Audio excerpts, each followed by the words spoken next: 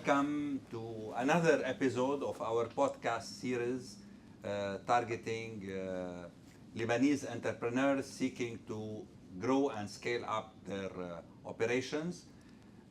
Today our focus is on sales and marketing and branding, and we have with us Mr. Mahmoud Ayoub.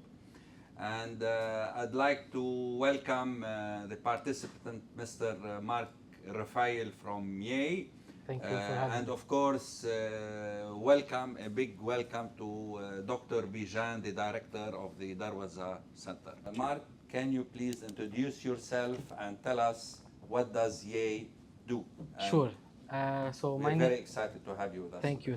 It's my pleasure. So my name is Marc Raphael. I'm a shareholder and COO at Yayy. The CEO is Ziad Talij. He couldn't be here with us today. Yayy is a game development company based in Lebanon and in Abu Dhabi that focuses on mobile games. This is our main business. When we talk about Yayy, we have two divisions, or you can call it two streams of income or two business models. The first one are internal games, which are casual games that we develop. What are casual games? It's an easy game, easy to play, addressed to a wide audience with simple mechanics and short sessions. So, like Angry Birds? For example. Okay. So, we develop 4 to 5 games per month as prototypes, and then we present them to our publishers. Then the publishers will test them. If they see that it hits the marketability metrics that they have, we can then drop all the rest and focus on this game to make it to the public. So this. Okay, so in this case, the publisher is your customer? No, the publisher is someone who will invest with me to publish. He will put his own money to publish it and to market it, and we will have the revenues as revenue share. Okay, so we will have a contract. Can I intervene here? Yeah, sure. Can I ask you, for instance, this looks like to me a B2B2C business. It is a B2B2C business. So, and then for our, listeners, what the idea would be that I would like, and I want you to correct me, like I receive 5 manuscripts a month from various people for a movie.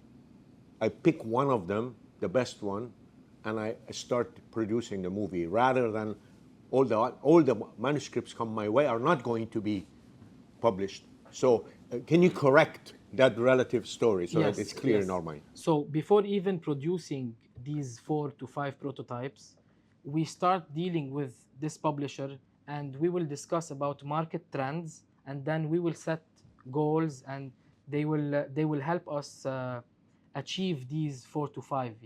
It's not random that we call them at the end of the month, look, I have 4 to 5 games. So the journey starts together. Much earlier. Yeah, much earlier, from the beginning. So you discuss with them what? We discuss with them, we sign a contract with them that, okay, we will present 4 to 5 prototypes based on these criteria that you listed, because every publisher is specialized in a type of game, like puzzle games, hyper-casual games. So from the beginning, we know what we're dealing with, and they know what to expect from us. But this is roughly, because at the end of the day, that's why you give them 5. Exactly. Because their their parameters are kind of semi-clear, semi-vague. But yes, sorry. I think unlike manuscripts, they're going to test the 5 products. They will test. But they're MVPs. No matter how amazing is the game, if it cannot resonate with the clients, which is with the user, they will not play it, for example. And this is a failure. But they're gonna test the 5 games, for example, the 5 prototypes? There are many tests to do, test 1, test 2, and at every level they increase the level of money they test for, and therefore the bigger the sample of people, the better, and they will test. If it hits the right KPIs, then they will go for it. Okay. If not, so this is one revenue stream. This is this is the It's initial a business unit. It's a business unit. Okay. Yeah, this is the initial goal of the company to make hit games. Okay. So the The other part of the business is a work for hire model where a company, an NGO, a school, a private company request us to do a game for them, a game or a gamified experience or something of this sort. And then we will code for them, we agree on the terms, on the timeline, and if everything goes well, we will develop it. Usually the projects vary from 3 months to 2 years. Okay. Which of the two revenue streams is more valuable to you, the first or the second? We, as a gaming company, we prefer the first model, but in order to fund this activity, because you are building all the time and you're not sure if you're going to have any revenues or any profitability, so we fund it from our other activity. So this activity funds our first activity. This is low risk, acceptable returns, whereas the other one, the first one, is high risk, high profit. We'll come back to the industry in general, but these publishers you talk about, they're in Lebanon, Lebanese, or international companies? International companies. Unfortunately, we have very, very few companies, gaming companies left in Lebanon. They all moved elsewhere. And there is nothing really... Any household names we might recognize from these publishers? Lion Studios, for example, they are one of the biggest. You have Voodoo. So they are specialized in the marketing of games. Okay. So they market for games. It's a publisher. Now, one of our hit games, which is called Dodge Agent, that had 10 million plus downloads globally. Wow. Globally, yeah, that was we did that with the publisher Lion. That was amazing, and we said, okay, if we can do it once, we can do it the second time and the third time. But can I intervene? Because I feel like because this is a movie production model of business. Of every 10 movies, one is a hit. Yes. And therefore, they know that. Yes. The publishers know that. The publishers know but that. The publishers know that, they know that, but also I feel like, in other words, you kind of, and that's why it's a high stake game, more or less. Exactly. The reward is high also. Yeah. The reward is high. High risk, high reward. The investment is high. So one of the challenges that we're having is how to keep this activity funded by our projects, and what if we don't have a project, or what if we have a gap between the projects. So this is why big successful gaming companies, they have continuous funding. They are getting funding, which we don't have in the region right now, unfortunately. We'll come back to funding actually, because it's quite interesting. It's very difficult to find. I want to push this point, if you don't mind. At some point, the bread and butter business will disappear, as far as I'm concerned. Am I right? The bread and butter is the games. No, the company, the business unit that produces funds in order to fund this. At some point, you're like some major companies, and therefore you have enough cash reserve to keep funding. Yes. The work for hire, you mean, is the bread and butter? Bread and butter meaning it pays the bills every day. It pays the bills. It pays the bills. But at some point it will disappear when you build enough cash reserve. We hope so. But I mean, in other words, companies like you will build to be that, right? Am I right? Yes. Most of the companies we know, they work in this model. They have work for hire projects to fund their initial dream. After they reach a certain threshold? Yes, probably. So the dream is the games. Yeah, they focus on what they do best. Right. And this is what we're trying to achieve. Okay. The work for hire, is it run as a SaaS model or not at all? Not at all. We it's take one-off. Project by project. Project by project. Even to quote for a project takes up to one or 2 months to quote a project. It takes a lot of research, a lot of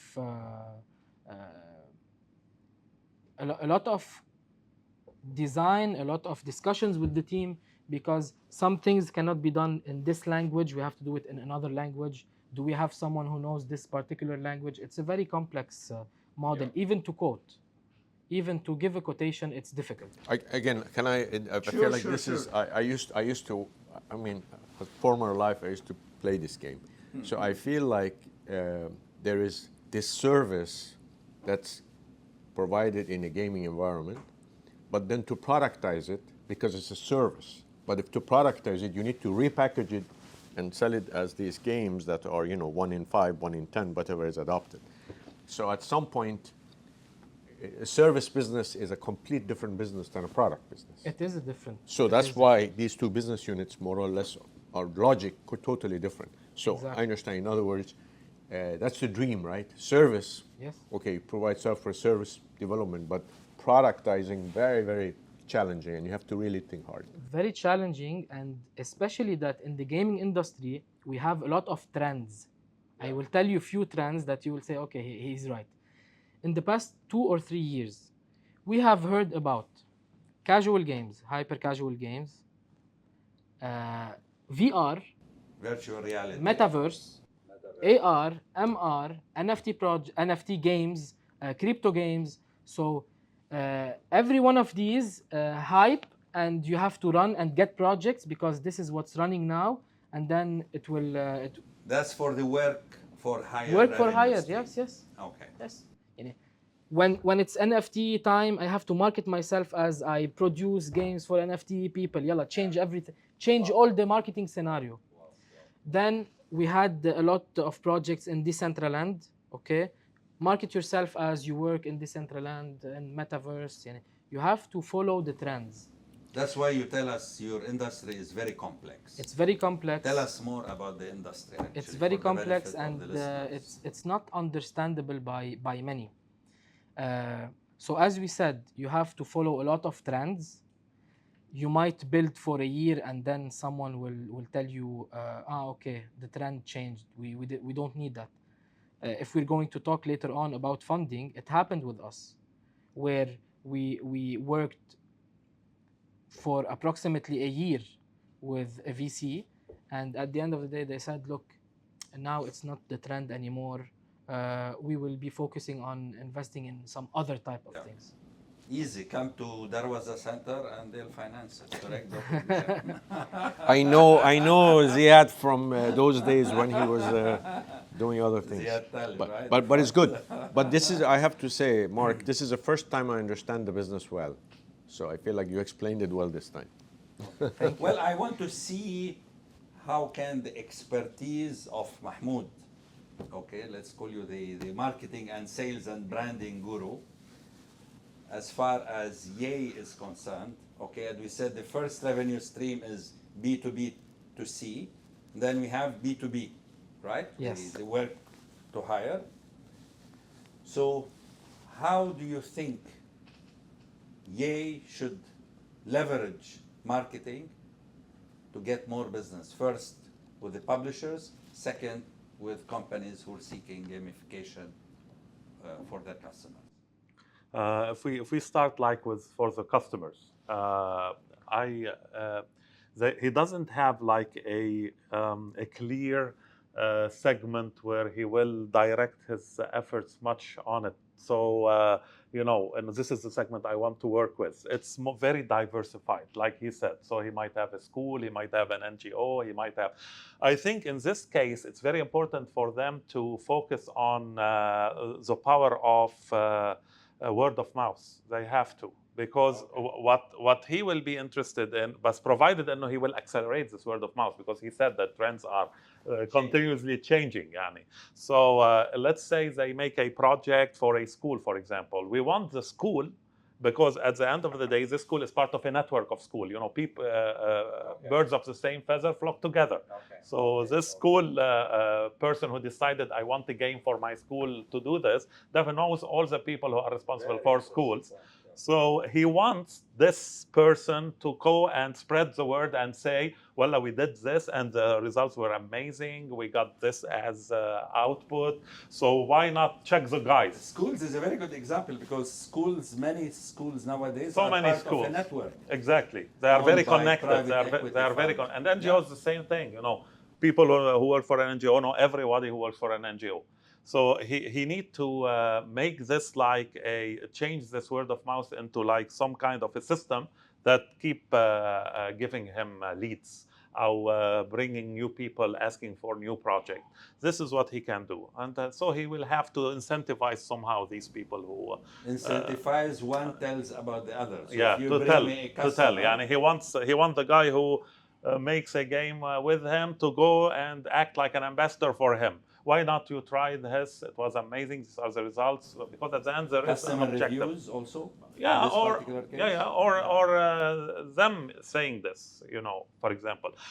Second, if they let's say they work with some kind of these of organizations and they make a big success. Now they have what we call a success story they can share, يعني a testimonial. So at that point, they should consider going to exhibitions of these type of businesses. For example, if it's a school, schools also meet. They have like specific meetings where he will then, say, well, we did this work for the school number one. This was the results. Go check them. This is what they are saying about me. These are their testimonials. And also the same thing for NGOs. There are these specific trade shows, these specific exhibitions where people or organization of the same nature come together. So now he has a success story to share. Okay, so this is for the work for hire. Yeah. I want to go back to the gamification, where the customer is, we said B2B to C, Yeah, that's- the publishers. Yeah. I mean, you have an award-winning product, Yes. right? One of your games hit 10 million downloads. How can you leverage this in your marketing work? What would you tell him? This publisher you're working with, how many publishers? It depends on the trends. Uh-huh, Depends on the okay, trends. okay. Because A number, I mean, Yeah. single digit. at the same time with only one. At the same time, we work with only one publisher okay. because there's a minimum and of this like publisher, 6 months to. sorry, it's this publisher. There's one person whom you deal with No, it's a representing this publisher. It's a full team. It's It's a full team. Yani two Okay. teams will discuss with each other on the daily basis. We Okay. open channels together and we discuss on a daily basis. Then we will have to go to the basic marketing tactics, which we do. First of all, he has to understand his customers much better. The more he understands those who are the decision makers in this publisher setting, those who will decide to work with him or not, the better he will be equipped to leave an impression on them. So he needs to fully understand what they want, why would they pick him, what really influenced them, how can he have an impact on them, what are they looking for. These are the questions that he should keep asking himself. I want to ask you, should it be more of sales rather than marketing, rather than branding, or which of the three you think is more applicable in the case of gamification? To his case, sales is extremely important. Sales. It's critical. More important than Yeah, it's very critical, and there's a big chance for him to lose a specific sale.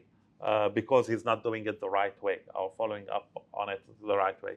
So at the same time, and also marketing. And for me, sales and marketing work No, I know, together. but the publisher is already there. He is saying, Yeah. I have one publisher, so the publisher is aware of their existence. They're communicating with the customer. Now he should- So know the audience. Now he should treat every interaction with this publisher as a sales interaction. Exactly. And he needs to really know how to sell him, how to close it, Yeah. how to take the commitment from him. So he would definitely. Yes. I want to ask a question to clarify. What is your ideal company that you want to be like in the line of the game development business? You have an ideals, maybe 2-3 companies that are doing this well. When you have a scaled and you're out Yes, there. yes. For example, to have a game that you can build on it, levels. I know, but a company that does this well, because that really helps focus the attention. Like, we always have say, I want to be the Uber of this. I want to be The Disney of... because that's important. You want to be EA, Electronic Arts, of, Why not? Yes. Well, of okay, course.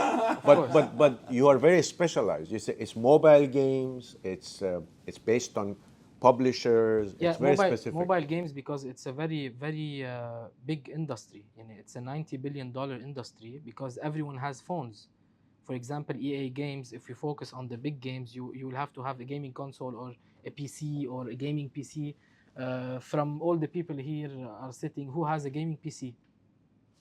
But who has phones? We all have phones. So you can make success in the mobile game industry because we feel like everything is being handled from the phone now.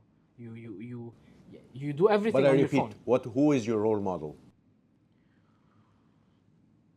There are some decent big companies. Okay. Yes. Tell us. To list names, you mean? Yeah, because that way we can peg, because this is where you want to get. Yani, I To feel like benchmark. yeah, benchmark, because I want to be, let's say, The Uber. we, for instance, we are AUB, right? We consider ourselves Harvard of Middle East. Well, actually, MIT of Middle East. MIT, So I'm from of MIT, course, not yes, of Harvard. course, of course. So, Dr. Bijan is a graduate of so MIT. we let's say I'm a new university and I want to come and compete in the Middle East. So what do? I say, okay, I want to be the AUB or I don't know, Mina or something like that, because I think a mental model of the competition is very important for us. We always it sets us on a path that we can benchmark. Yes, I understand what you're saying, but maybe they excelled in something or in a trend or in the type of game that is non-existent now.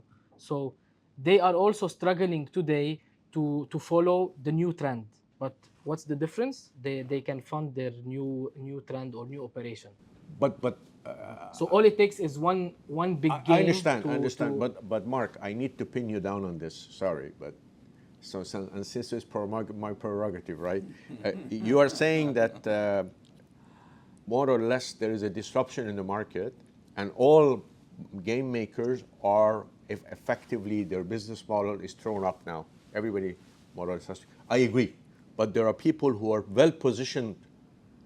But then there are others who have to struggle, and others that. So more or less, I feel like you aspire to be like, X. But then of course, you bring something to the market. You bring agility because you're a new player. You have a small team. You're more agile. You have newest software development techniques, etc. So that's where I think this is important. And I feel like, in other words, what's your advantage is this, and the fact that these are the characteristics that more or less can propel you to a scale up fast. Yes, no, maybe? Yes, Elaborate. you elaborated enough. So In this industry, I think it's the financial reward is the most important. What challenges you faced, Mark, that made you seek participation in the SSS program? What were your initial expectations, and how is your experience so far? And I'm combining all these three questions together because I think they are quite related. Okay, so as we said, the industry is very complex. Okay. That requires a lot of funding, and if you don't have this funding, you will have to work a lot on getting these projects that we said, so you can fund your initial activity. Okay. And we couldn't afford to have any gaps between projects because Right. every client has a timeline, and you can never do it. You finish a project. Not synchronize. You can never do this. So we had to do things in a more efficient way. Plus, we had a problem retaining the talent because a lot of companies outside the region were headhunting for the talent we have, and they ended up paying them sometimes to double or triple the price that we can afford. So these are the challenges that we faced in the last period of time. As for the program, I personally enrolled in many courses or programs here in Lebanon, and those programs had big titles like innovation, design thinking, big titles. And we always end up getting business or marketing 101 plus a little bit of SWOT analysis, and that's it. I thought maybe this is the case, but to my surprise, the content was heavy, it was new, and the examples were up to date, real business examples. Everything was perfect. I learned a lot from this program, And So we can say thank you, Dr. Bijan, thank you, Mahmoud, and the other definitely, mentors. definitely, Definitely. definitely. And Darwaza Center has been doing a good job, it seems. yes, and they are bringing top-notch tutors. So, Really? yes. Okay, So, very in happy my to hear. opinion, it's amazing. Thank you, Mahmoud. Thank you, Dr. Bijan. Thank Thank you, you. Mr. Kteily. With pleasure. I remember one thing that Dr. Bijan said, and it resonated with me. It's fail cheap, fail fast. Wow. Yes, because a lot of people tend to Prolong the prolong things, and I know people who developed a product for a year or two without even launching an MVP, and then when they launch, it doesn't work, and they lose all the money. So if you're going to fail, and we cannot omit failure, okay, fail cheap and fast, and then go to the next task or next goal or next strategy. So this is really important. We have to fail. Let's do it fast. Okay, so We learn from our failures. Yes. Okay. Very good point. What about personal growth? Yani, how do you feel? How is Mark, okay, after attending several months of this course and listening to all these Yes. lectures, tutors? So, Mentoring, I think also Yeah, they've and the been very mentoring. active mentoring. Definitely, I earned a lot of experience being here, not only from the courses, which we said was amazing, but listening to other participants' stories and Wow. pains, and how they are solving them or thinking of solving them. We heard a lot of cases, as if you're living 10 years in few months. Some people have problems in manufacturing, some people in distribution, some people in retail. We heard all kind of stories. So now you feel like you have solutions for problems you haven't faced yet. wow. So it's like you have a library of solutions now. Can you think of one example relating to marketing, sales, and branding? I mean, we have 10 participants in the SSS program. 10 companies, yeah. 10 companies. Anything worth that you can share with Mr. Mahmoud? Not specific. Can you help me with okay. any example so we can talk about? Marketing, Customer, sales. knowing your customer, branding, differentiate yourself versus your competitors. What makes you really different? Is it superior or being different, which makes the difference? I tell you, I want to say something. I think remembering Yayy at the very, very beginning and attending the mentoring sessions with, I think it made Mark think a lot about the value proposition and the unique selling points of Yayy. Maybe they're still working on it, but this is something which I felt at the time there was a gap. I remember in one of the sessions, the mentoring sessions I was doing with Yayy, we spent like 1 hour on creating the positioning statement. Okay. You remember, and Yes, yes, Ziad yes. was all the time. Ziad was online. Typing. Yeah, he was, of course. Mark and Ziad were together. Were online. So he was, as we were discussing this positioning statement, he was putting in the words, and he said, this word we should change it. Let's put this other word because it will make a difference. To the extent that by the end of this session, we came up with a positioning statement. He said, "Wow, I love it. I like it. This will be our positioning statement." Oh, beautiful. You remember, Mark? Yes. Yeah, it was really very A nice. Yayy moment. what Yeah, we call it's a it's Yayy so moment. it's so Okay. beautiful when you see, by the end of the mentoring session, you are getting what you are looking for. Okay, And you want a great. positioning statement, that's a positioning Bravo, statement. excellent. And excellent. another thing that I learned, and it was new to me, was the negotiation Right. module. It was amazing. Bravo. Yeah, the material was something new that I have never heard of. It was Wow, completely wow, new for me. wow. And now I negotiate in a different approach, knowing that also the client have pains, not only me. So I have pains that I should get project, but he has pains that he needs someone to do the project. So this is a new approach. We always tend to think that we have to get the project and let's lower the price and let's do that. See it from the other side. Exactly. Really. And startups is about really finding a solution to a pain.